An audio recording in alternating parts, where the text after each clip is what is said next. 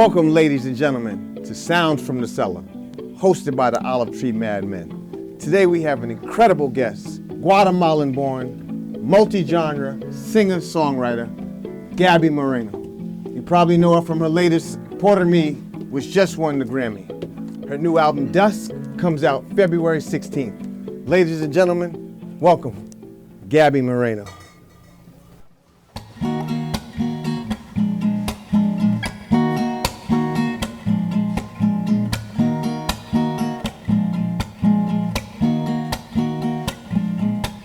Wandering in the darkness, neath the moonlight, still in harvest, shining down. Weary souls are searching for a shelter somewhere far from broken ground.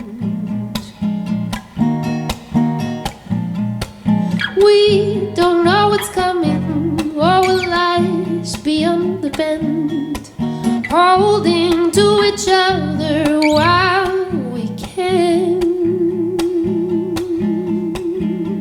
till waking light.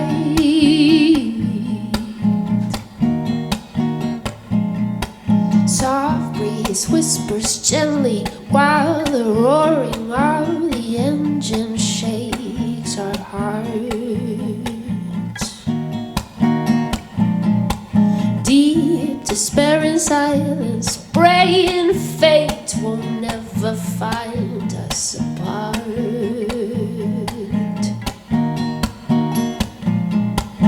All of the unknowing has is bursting at the seams. Darling, we're still safe in our dreams,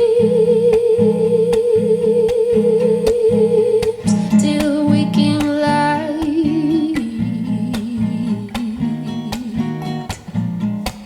Fuerte ruge el viento que detiene casi el tiempo en tu mirar.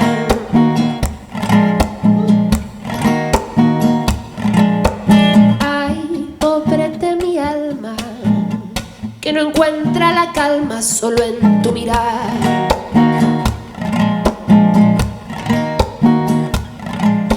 Claro es tu remanso como el cielo que te di, cielo que hoy se pinta carmesí.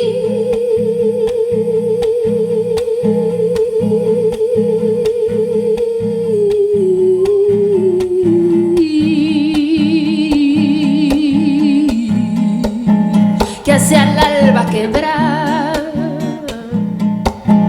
Oh, oh, oh, oh, oh.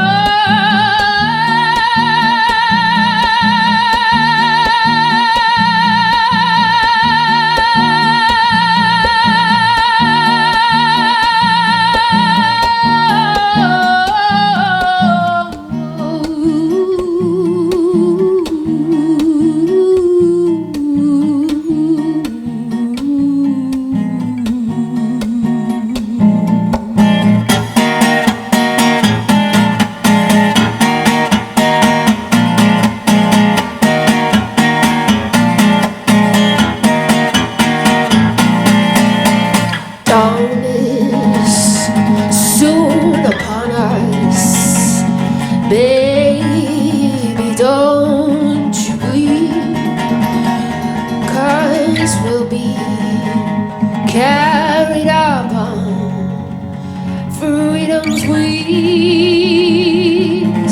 and we'll fly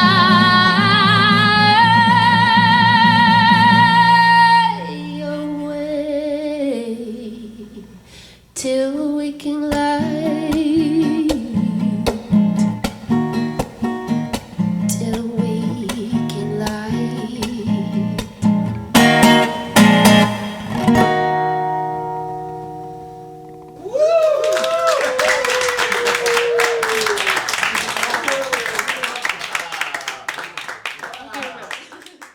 Gaby Moreno, Hi. welcome to Sounds from the Cellar. Thank you so much for being here. Thank you. How are you feeling today?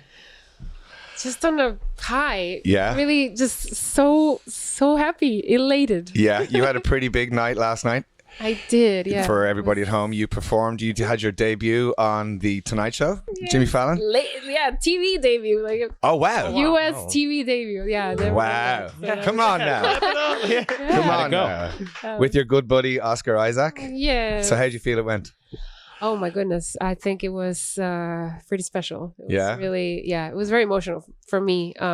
We got to sing this song that we recorded last year and I included on my acoustic EP that I put out. And it's a song that was written in the 1940s in Guatemala, and it's considered like a second anthem in my country.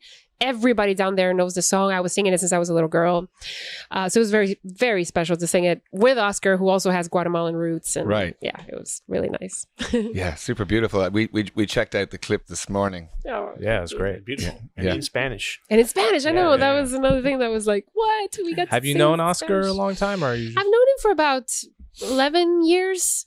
We met in LA right after he had done...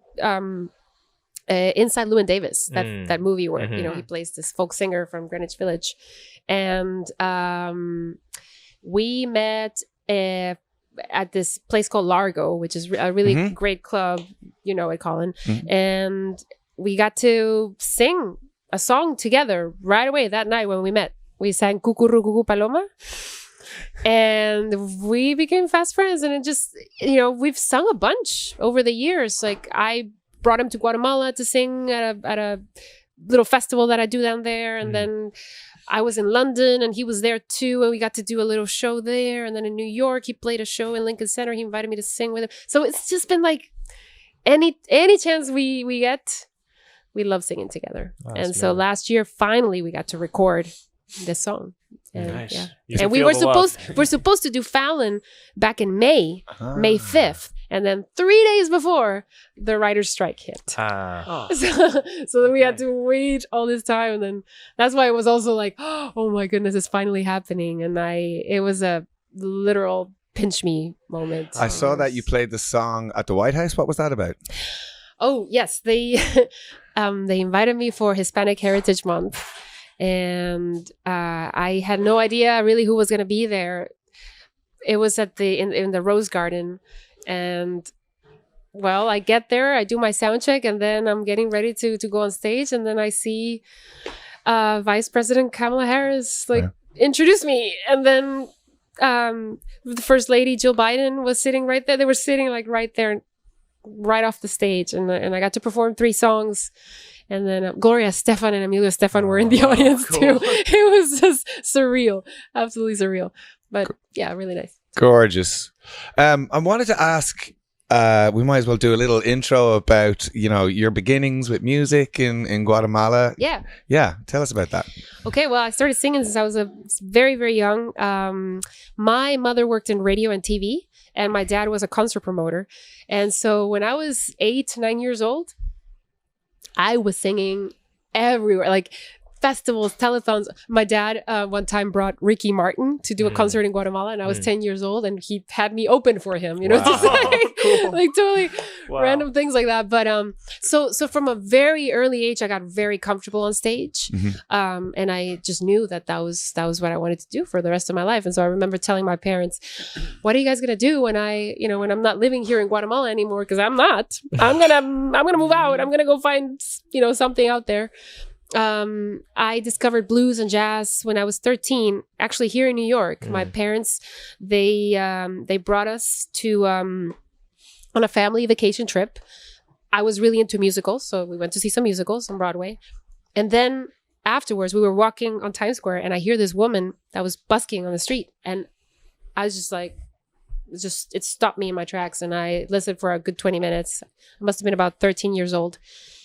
And then I went up to her and I was like, "What is that music that you're singing?" And she goes, "That's the blues, honey." And I was like, "Oh my God, what?" That kind of music you do not hear in Guatemala. It was just not in my radar. So I asked my mother to take me to a record store, and I bought, thankfully there was a blues aisle. And so I just went went crazy, bought all these CDs, brought them home with me to Guatemala. I would lock myself in my room and I remember the first song I listened was Coco Taylor's Wang Dang Doodle. Oh wow. Yeah. And That's and a just, banger. And that no right. That is and a then banger. just from there, I was hooked. And my family was like, what is that music you're listening to? Like, it was so And do you different. have siblings? Like what were and if So when I was 13, I mean, I had my sister who's here with us God, today. I just met your sibling. I was like, But Jesus, she's- Colin. She's amazing, Yeah. but she's not musical. And yeah, she has Not at so all? many other wonderful qualities. She's actually my manager for Latin America, and she great. does so many other wonderful things. Entrepreneur. So And- I know you don't have a mic on you here, but I'll repeat it over here.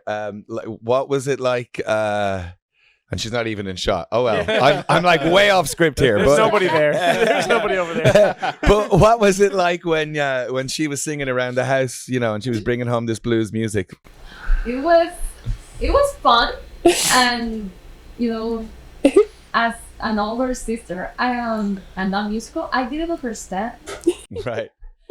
You're like, what is a wang dang doodle? Yeah, and she had these posters, right? Yeah, of all these blues singers. Everyone, and I didn't know who Yeah. they were. And Yeah. Wow. I mean, I learned a lot of musicians from her. Yeah. Right.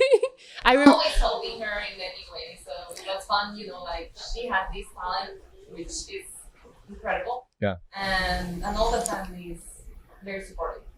Yeah. It's good to have a supportive family. Yeah. Yeah. I remember when I was maybe 16, 17, she took me, she was like, come on, huh? I was 15. When I was 15, she was like, come on, we're gonna go out tonight with some of my friends. Cause I was not super social. Like I just wanted to be home and just with my music, and that was it. I didn't really have like a lot of friends that I would go out with, but she did. And so she was like, come on, let's go out. So we walk into this bar in Guatemala City, and we walk in, and I'm like, oh my God, this blues music was playing. And I was like, oh, this is incredible. Like in Guatemala, I'm hearing blues, right? And I'm thinking, well, it's coming from the PA speakers. I'm like, well, it's just like some record that they're playing. Well, we keep walking, and then we go to the back room, and there's a freaking band playing blues, and this guy is singing like a blues singer. I'm like, what is this? And I'm immediately my mind, I think these guys are from the States, and they just came here to Guatemala to do a few concerts. And she's like, no, that's Charlie. That's my friend. Like, what? They're Guatemalan and they're playing blues? What is this? And I remember that I told them, of course, that I love that music and that I sang. And they invited me to sing with them that night. It was so much fun. We did it like many times. Yeah, and then many times after that. Oh, what were they called? Charlie and Charlie and the Blues, and the Los Hermanos Brothers. Los Hermanos Brothers. Los Hermanos Brothers. That's right. The That Brothers was Brothers. called. That's so funny. So funny. And anytime they were playing in Guatemala, they would ask me to go and sing with them. And Did yeah. you know you wanted Wow. to move to America at that point? Oh yeah, You had your sights on that young. absolutely. Yeah, at first my dream was Juilliard because I was into musicals and that kind of thing. But then once that shifted and I was more into blues, jazz, soul, all that, I was like, oh, maybe Berkeley, or maybe I was looking at Berkeley. But then I had an amazing opportunity, and I basically signed with my first record contract with Warner Brothers in the Oh, wow. U.S. when I was 18. Wow. How It did Yeah, that I come know, about? yeah. Like, How about your music? that's- Okay. That Wow. happened, like a long story short. yeah. My mother, remember I told you she was Yeah. into TV Right. and radio. She had many connections. She knew this guy who was Guatemalan, but he was living in Miami, a producer. And so she sent him some demos that I had made, while I was living there. And I think I was also like into Mariah Carey and all these singers, of course. So I was like, recording these songs. So my mom sent her a demo of me singing, and he was like, hey, bring her to Miami. Like, I know some people, like she should be auditioning for it, blah, blah, blah. Right. So I fly to Miami, and he introduces me to this guy who goes, hey, we're going to go to LA because we're going to like audition for Warner Brothers. I'm like, what is happening? Like, I'm only 18. I fly to LA, I audition for them, and they sign me like on the spot. Bear in mind, I had no songs of my own. I was just like playing my guitar. But at that moment, I think it was it was the year like 99, 2000. There was like this Latin boom, remember, with Right. J-Lo and Oh. Ricky Martin. So they Yeah. saw me as, oh, she's Latin, but she has like a guitar, and I was really, I was playing like Tracy Chapman songs and things like that. And they're like, maybe she could be like the alternative side of the Latin boom or whatever. I don't know what they were thinking, but they signed me. They gave you a contract right there, and you right were like, then and there. They gave me a big fat advance check. Did you call your mom like? yeah. Should I Those were the sign days. this? Not bad, Like, yeah. she's like, should I sign this, mom? Like, Oh yeah. or We were took you it just back like, home, and then with okay, lawyers good. and everything, we looked That's at good at it. family, yeah. But there was a catch. They said, "We'll sign you, but you have to figure out how you get here legally, and we cannot sponsor you. You have to." So I was like, "Oh, okay, this is gonna be interesting." So I came with a student visa, and I applied to this music school in LA called Musicians Institute, which was great. I met a lot of wonderful musicians and who became friends. My husband also, I met him there. So I signed the deal. I moved to LA, and I never went back. Wow. Stay there. Yeah. And by the way, that deal only lasted a few months because there was this Time AOL merger. And when that happened, it was a mess, and they basically dropped all the new signings. So the same thing happened to me. I So came to America kind of around the same time as you, and with my band, Yeah. and we got signed to RCA, Oh. and then we made a record. Made a record. Yeah, we got to make a record, Yeah. and then RCA merged with J Records with Sony BMG, and we lost. Yeah, it was just, there was a bloodbath, Oh. and, you know. So that Yeah. happened to me not once, not twice, but 3 times. Wow. Yeah, after that first time, then I was signed to Epic, Sony. Tommy Mottola signed me. This was in 2002. Your Mariah Carey dreams were coming true Right? there. Yeah, Yeah. I mean, it was amazing because Epic had Fiona Apple, and they had Macy Gray, and they had all these like strong female singers. And but I was there for a year. Luckily, I never recorded an album. I was just writing, and recording demos. That was it. But then after the year, Tommy Mottola left to start his new company. And then a new president came, and then off I go again. Wow. Yeah. Did it you was ever crazy. get disappointed or disdained with the whole chaos of that? Oh, absolutely. I mean, the good thing was that I was able to keep the advance money that they were giving me. So like Warner gave me an advance, Sony gave me an advance. I was like, oh my God. Like, You're like, I think I, I can could keep retire. paying for my I could keep paying for my studies. I could keep, like to stay in the country, right? Because at that time I was still on a student visa. So yeah. And then after that, the third time's a charm with the labels, because I never went back to them again, a major label. I signed with Jive Records, Okay. which was crazy because they had at the time Britney Spears and NSYNC and Backstreet Boys. And then I went into the audition, and they're like, oh, yeah, you could be like the alternative side of the label. And I was like, okay, sure. That was a development deal. So I was there for a whole year, but something really cool came out of that. I got to work with Mark Ronson. Oh. This was in 2005, 2006. I came to New York for 5 days. We wrote a bunch of songs. It was unbelievable, really. Like, this was before like we worked with Amy, and it was like we were doing songs that were sort of kind of like that. And for me, it was just incredible. I was a huge fan of what he was doing at the time. He had done a record with Nika Costa. Do you remember that one? Everybody got their something, and I was really into that kind of music. That's kind of what I wanted to do. Anyways, again, another long story short. After the year passed, and I presented the songs that I had written during that year, the executives go, "Yeah, we really don't know how to market like that kind of music." And that was that. And that was that. Wow. And so after that, thankfully, again, never recorded an album. Nothing was shelved, but I had a lot of songs. And so after that, I just I became a wedding singer for 3 years. Okay. There was nothing for me. And that was here? In LA, all in LA. And then after those 3 years, I met some wonderful people through the Largo community. Jay Belrose, who's an amazing drummer who plays with Robert Plant and Alison Krauss. And he told me, hey, why don't you just do your record here in my house? Like, let's just, I'll produce it and you put it out on your own. And I was like, on my own? Like, what? Like, this was the time of like MySpace, like it was unheard of for like or not unheard of, but it was a scary time to put out music, without a label behind you. So, but I went for it. I was like, okay, let's do it. And so I did. And then I gave that album to a friend of mine who was playing with Tracy Chapman. And she invited me to go on tour with her. And that was my first tour ever. For 3 weeks, I went on tour all over the US opening for her. And by the way, that was the last time that she did a tour. It was in 2009. And that was for me like the punto de inflexión, we call it. Like that changed everything. Now, what was that first record like? Because you're very versatile and you obviously have a lot of different interests in different kinds of music. And so like, how did you arrive at the point where, they signed you on the spot when you were 18 for whatever kind of music they thought you were going to play there, or you thought you were going to play, to all the different iterations with Jive, with Mark Ronson, and then eventually you make this independent record. That was really interesting because during those first few years when I moved to LA, I was writing my writing, the music that I was doing was all over the place because I was working with so many. They would send me on writing sessions, but the people that I was writing with were also producers, so they were producing the songs. So I had like all these songs that were like, I didn't know. I had no idea, what my lane was.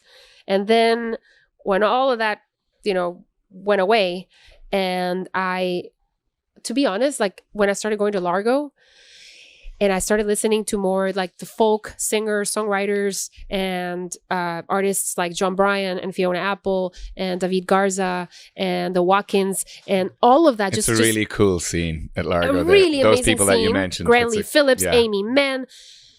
There's just something inspired me so deeply about not just their music, but the music that they were influenced by, which I also started listening to. Actually, even listening to music from the 1920s and 30s, and Then I started my writing changed, and that's when I felt okay. This is it. This I feel like this is this is who I am, right? And when I went in there with Jay Belrose to record my first album, I had a collection of songs that felt like they were me, like they felt honest. They felt, this was of course 2009, 2008, 2009. So at the time, that's what that felt like. But it's a very special record to me. It's called Still the Unknown. And I also remember, because I wasn't writing in Spanish much at all, because since I loved blues, jazz, and all these American styles, I always thought, it would sound weird to sing that in Spanish, right? Mm-hmm. But then I remember on that first album, I included a song called Amapola, which is an old song from the 1920s, very well known in Latin America. And I did it with David Garza on piano.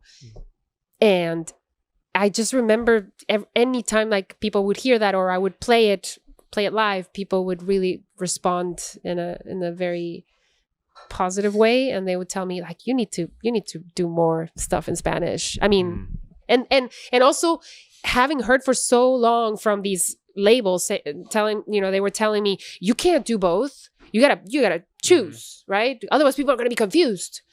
And then finally arriving at the point where I was like, no, screw that. This is what I'm gonna do. And since that first album, the album that I'm about to release right now in February is my 9th album. I've always been doing. I've always done that. English and Spanish, that's my thing. I'm a Spanglish artist. Yeah, I wanted to ask this. Does it feel any different to write and sing in Spanish as opposed to English, or is it the same to you? It's all the same to me. It's strange, but it's because I've been speaking English now for so long, and it feels very natural to do both. One thing I try not to do too much is translate. So like if I write a song completely in English and someone goes, oh, do that one but in Spanish, I'm like, you know what I mean? Like, for sure. I've done it a few times, but it's just not. I'd rather just keep them separate and let them be. Even as a listener, it sometimes makes you feel like, even if we don't understand what you're saying, it feels so authentic. It's like we know you more because of you get to see both sides of it. Right. I do that with some songs where, like, I did it with the song "Till Waking Light," right? Where the verses, the first verses are in English, but then I'll throw in a verse in Spanish.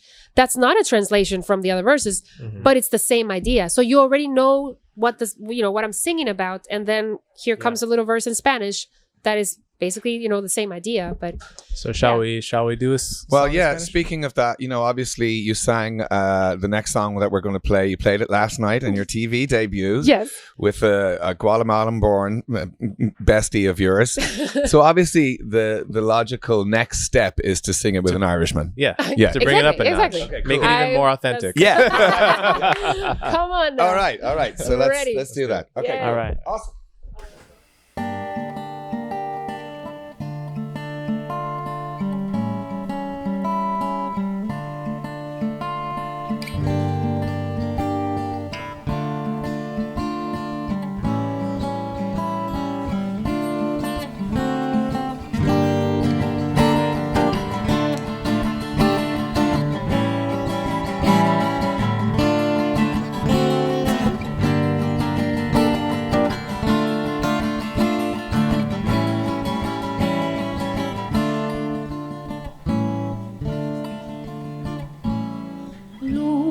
gardenia de plata, que en mi serenata te vuelves canción.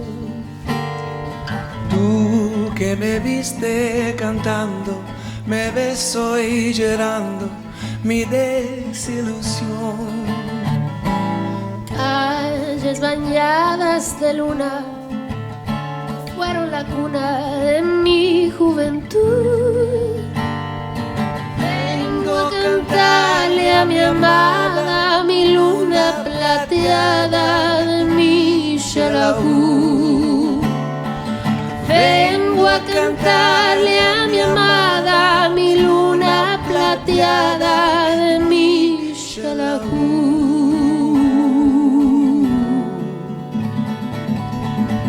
Luna de Xelajú,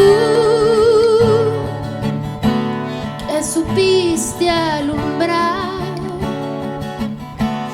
En mis noches di pena por una morena de dulce mirar. luna de Xelajú, me diste inspiración, la canción que te canto, regada con llanto de mi corazón. En mi vida no habrá más cariño que tú, Más mi cariño amor, que tú, porque mi no amor. eres ingrata, mi luna de plata, luna de Xelajú, luna que me alumbró, Luna que me alumbró en mis noches de amor.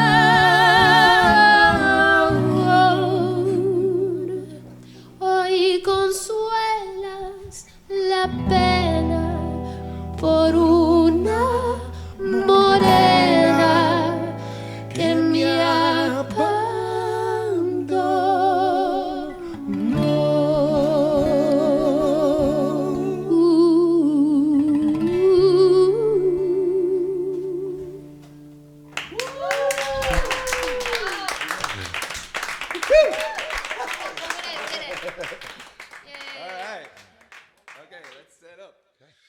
Gaby Moreno and Colin Smith. That was beautiful. Very well done, guys. Lovely. That was amazing, You Colin. did really good. He just learned that. He did really good. From yesterday to today. That was insane. Yeah. Oh, all right. I want to talk about something. Your theme song game is popping. I want to talk about the Disney one that you did because I love Disney. I love theme love songs. Disney too. You do? Yes. Can I'm you- a total Disney child. Yeah. So what was that like process? Where did you record it? What was happening? So I was asked to come into the Disney offices because they wanted to talk to me about this new show that was centered around the first Latina princess, Elena of Avalor. So I went in there and first they showed me this character that was going to be in the show, and they're like, "Oh, this is Marlena. Like, we wanted to see if you would be interested in voicing this character." So I'm like, "Oh my god, yeah, are you kidding? Like, this is my childhood dream come true." And then they said, "Well, also we have the theme song. We're wanting to see if you would like to sing it." And of course I said yes. And then I also got to write it in Spanish and sing it in Spanish. And so it was just unreal experience for me to just be a part of Disney. That's something that I had always dreamed of since I was a kid. I was like, I want to do something for Disney. And so they wrote the theme song. Yeah. Exactly. I just sang that song. Okay. I wrote the lyrics, the Spanish lyrics. I mean, the translation, right? For the Latin American audience. It's a great. It's a well-written theme song. I thought you wrote it when I was listening to it because it comes in hot, kind of like the Parks and Rec one. And I was like, all right, she's good. Yeah. So for me, it was like '90s Disney, the Pocahontas, Beauty and the Beast, Aladdin. Yeah. Those the ones you liked? Oh, I love. Yeah. Actually, remember when I told you guys that I was recording these songs when I was 12, 13 years old. 3 songs that I recorded were "Part of Your World," "The Little Mermaid," Beauty and the Beast, and Aladdin. And it's hilarious because I'm dating myself here, but there was no internet back then, so there was no way for me to know the lyrics, so I was singing everything phonetically. I didn't know English very well, so I was just making up these words, and it's like I have these recordings, and it's just hilarious because I'm just like, I got movies and this galore, we want the little moms. Like I didn't know what I was saying. It's funny. When I was a kid, I only had Aladdin in Spanish. Really? Oh, because Un Mundo Ideal. Yeah. So I kind of like know the songs in Spanish only. Really? But I don't really know all the words, what they mean and everything. That's funny. But no, when I found out you did the Parks and Rec theme song, I flipped out because I love that theme song so much. Thank you. It's gorgeous. I've always loved it. Wow, I've seen the whole show multiple times. And in a way, I guess I have a couple questions. One is is as someone who's written music, I would be more scared to write a theme song than to just write my own song because it seems like a much harder task, even though the end result ends up seeming to be simple music. Right. It was, for me, I got to tell you, at the time, I had never done anything for TV. This was 2009, right? Remember that was when I had just released my first album and I was like still figuring out what to do. I did have a manager at the time who sent me this email. He's like, hey, they're looking for a theme song for this new show starring Amy Poehler on NBC and you want to give it a shot? And I was like exactly what you just described. I was like petrified. I was like, there's no way I'm going to like attempt to do something for a big show like this. Like, because there's no way they're going to go for it. But I read the description. And I remember I was like sitting in my bedroom and I had my acoustic guitar and it said 30-second instrumental.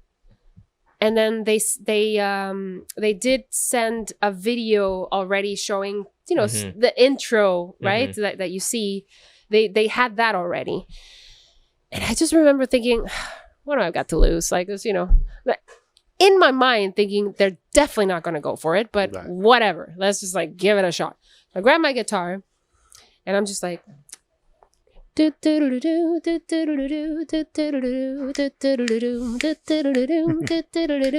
And I'm like, oh, okay, well, there's something there, I guess. And since it was 30 seconds, I was like, I can do this for 30 seconds, figure out another little part, whatever. But then I kept reading the description and they were like, it'd be nice if it was like orchestral and this and that. And I was like, oh, shoot, you got me there. Because I just played my acoustic guitar and I was just going to like record it on a demo. But then I thought, no, they're definitely not going to go for this folky little thing. So I rang up a friend of mine, Vincent Jones, who's an incredible keyboard player. And I said, hey, there's this opportunity. I have this little ditty. Can I come over to you? Can you help me finish it and like, do the demo of it and send it off? He's like, sure. So I went over to his place. I showed him the little ditty. He's like, okay, cool. Let's add this and let's add that and like the oboe and the this and that. And we did the little demo and we sent it off. And we're like, cool, that was fun. Again, thinking never in a million years this is going to happen, right? 2 weeks go by and we get an email saying like, yay, you made it to the final 70. 70? They had 70? 70. They had received over 200 submissions from composers all over the country, right? Wow. Like, you made it to the final 70. And we're like, ha, we're laughing. We're like, okay, cool. Yeah, that was a good run. And then another 2 weeks go by.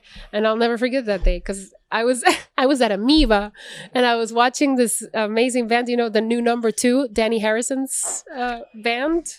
They were performing, and I was there. George Harrison's son. Yeah, George Harrison's son. And so I'm there, and I get a call from my manager. And he's like, "Hey," and I was like, "Hey, just want to let you know that you made it." And I was like, "What? What? I didn't even know what he was talking. What are you talking about? Like, yeah, they chose your theme song."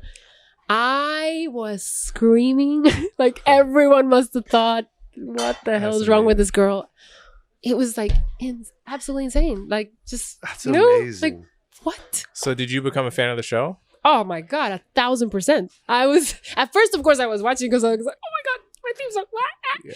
But then the show was like, what the heck? It's one of the best shows ever. It is one of the best shows ever. Now I'm a huge fan. Like, I love it. Did you get to meet all those people? They invited me. Yeah, they invited me to their rap party, and I got to meet them there. And then they invited me to come to the set. And I remember going there and thinking, like, I mean, nobody knows me. I'm just going there. And then Amy Poehler comes and she's like, "Hey, Gabby," and I'm like, you know that episode when she meets Joe Biden? Yeah. When she goes like, "My name just came out of your mouth." That's how I felt when I met her. It's really dorky. Yeah. Total dorky moment for me. I was like, that's so funny. Yeah. Yo, can I ask you a business question about that? Yeah. So, how does payment work for that? Do you get paid up front? Nick is like, I'm trying to get into this. Yeah, they paid us. No, I'll tell you exactly. They paid us $7,000. That was like you get $7,000, right? Boom. Boom. That I had to split with the co-writer. Right, but the royalties come in, and that's so you nice. get royalties every. I still get those nice checks, it's passive income. Let him work. I can't even tell you. It's just like that's a huge blessing. Wow, yeah, that's great. Yeah, because at first you're like, oh, is it gonna make it to syndication or not, right? And remember the first 2 seasons were kind of rocky. They were not that great. Was shaky. It was shaky, and second season got better. By third season, it's just like, A+. Exactly. Really? Yep. What the writing? So the characters the show, too. Like the characters, they found. I think at the beginning they were trying to do The Office. Yeah. Right. And then they realized it was a sunnier show. Yeah. And once they leaned into that, it became. It was just another. I don't want to ruffle people's feathers, but arguably better than The Office. Wow. I do prefer. I prefer it to The Office. I prefer it too. Yeah. Really? Wow. Who's your favorite character? Ron Swanson. Oh, right answer.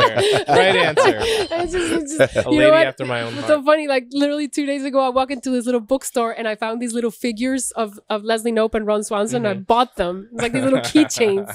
I love him, and I've met him. I did a little thing with his wife, with Megan Mullally. She's a singer.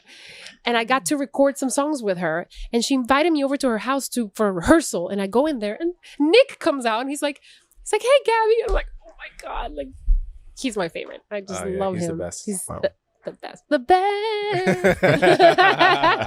Yes. So in terms of like having a piece of music that's very well known, obviously that's incredibly well known. Maybe not everybody knows that you're associated with it. Right. But you also have, was this right? We were talking earlier about having a YouTube video that has like 1 billion views or something. Yeah. I wanted to ask about that so in 2011, I was asked by this singer who is very, very well known in Latin America. To me, he's kind of like the Bruce Springsteen of Latin America. His name is Ricardo Arjona, and he's from Guatemala as well. And he was working on the song. He sent it to me. He's like, "Hey, would you like to sing on it?" And mind you, at that time, I was virtually unknown, and especially in Latin America, I hadn't really done much over there. So I was like, "Well, sure. I mean, let me hear the song," and yeah. He sends it to me, and it's like a really big pop ballad, right? And so I was like, "Oh, it's not really my thing," but I'm thinking it's a really beautiful song, and I wanna do something with my compatriota, or is it like my countrymen, right? Yeah, like do something together, the Guatemalans. So I recorded it, and I thought, well, he's just gonna put it on his record, and that's it, right? Well, it ended up being his second single, but it just became like this massive hit for him, and so we did the video in Guatemala, and now it has 1 billion views, and it's one of his most well-known songs. It's really incredible, and he's had a career for like 40 years, but that song is very special. Something happened with it that people really loved it. And I'm sure Nick also wants to know if you're making good cake off those YouTube videos. Yeah, I got some business questions. I know, right?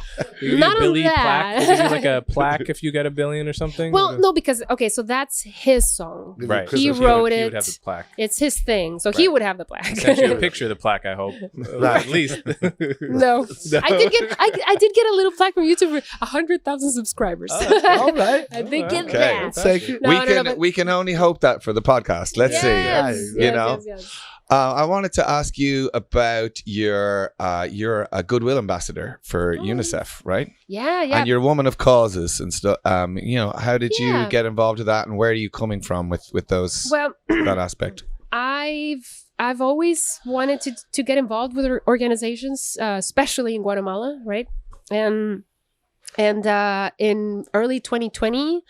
They approached me and they asked me if I wanted to be a goodwill ambassador from Guatemala. There had never been one, so I'm the first one, and it's been really amazing to collaborate with them. They implement all these programs for education for children, of course, and I've done a few trips where I get to go with them to these villages and see the work that they're doing, and so my job is to just amplify that message and also find all the other ways to collaborate with them. So we ended up doing a children's album. Let's go. That was really, really amazing.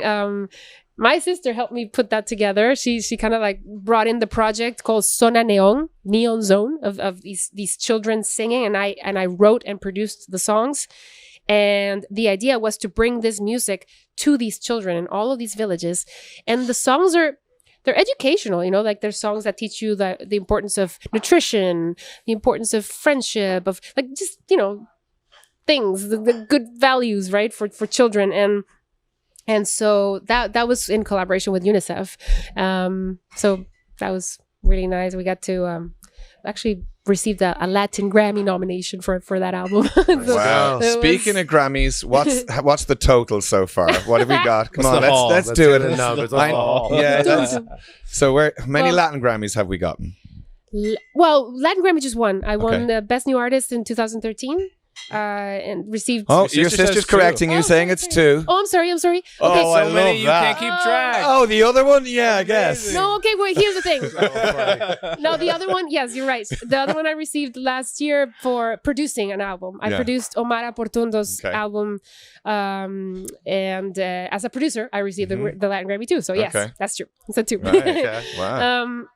And a few nominations, like 7 or 8 nominations. Yeah, a few. And then 4 US Grammy nominations. And including this year, right? This year I have 2. So I have the one for Omar Aportundo again as a producer. And then for my album for Best Latin Pop Album. So. Which one is that? Which is the acoustic EP that... Para mí.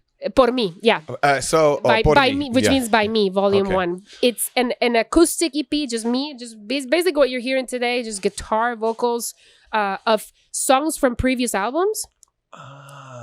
Written like 100% by me, except Luna de Xelajú, which is the duet with Oscar that's on that album too. I listened to that yesterday. It's a gorgeous record, and I think it's a really confident record because it's so bare. It's just you and your acoustic. Is it that acoustic?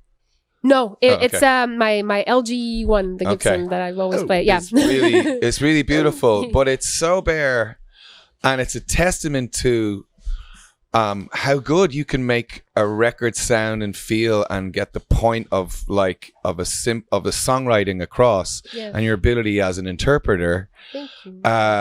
It's so laid bare. It's very demos are not far from that, but yet that's exactly was my idea. I was like, you know what? I want to show these songs exactly how they sounded when I wrote them, right? Because 99% of the time I write with my guitar, right? And so I grab my guitar and then I put it on my iPhone, right? And that's what you hear. So that's what I wanted people to hear.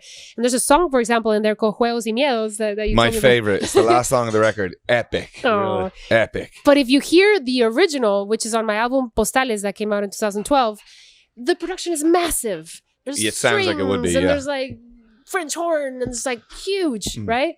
And that is one song that it is one of my favorites, but I rarely perform it live because it's for me, it's like, oh my gosh, how do I bring that into usually I play with a 4-piece band.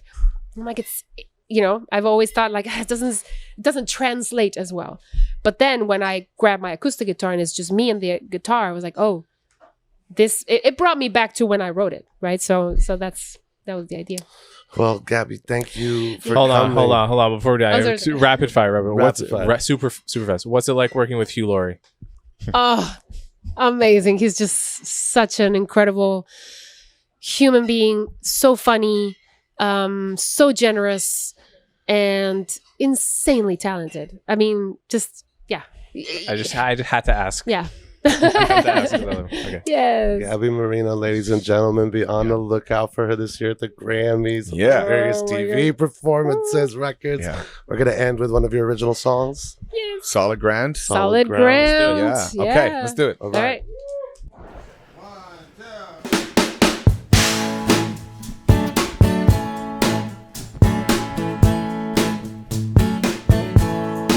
So tired of this flowing, never knowing where we're going, where we're bound. So scared of time passing,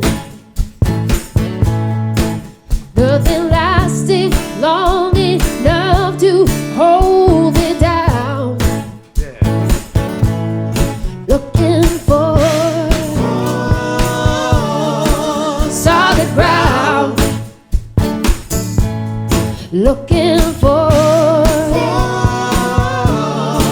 solid ground.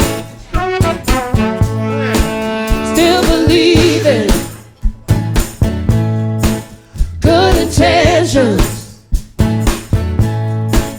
But you took this heart and turned it upside down. Looking for solid ground. Hey, looking for solid ground. Got me running, going nowhere. I keep holding, it's so unfair. Looking for solid ground.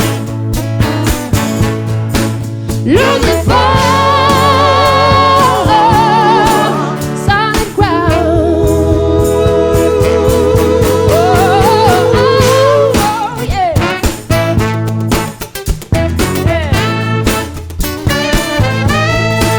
So tired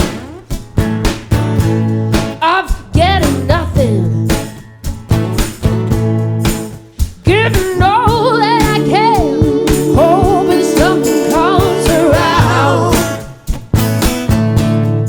Looking for solid ground. Looking for solid ground. Oh yeah, got me running, going nowhere. I keep holding, it's so unfair. Looking for solid ground. Looking for solid ground.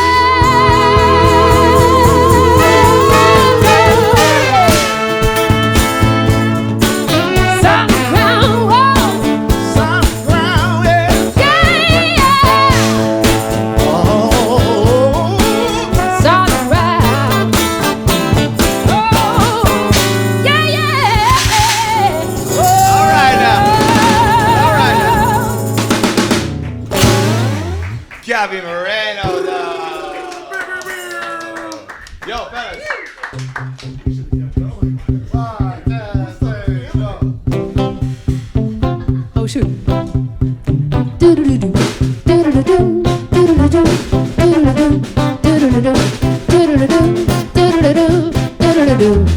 do do do do do do do do do do do do do do do do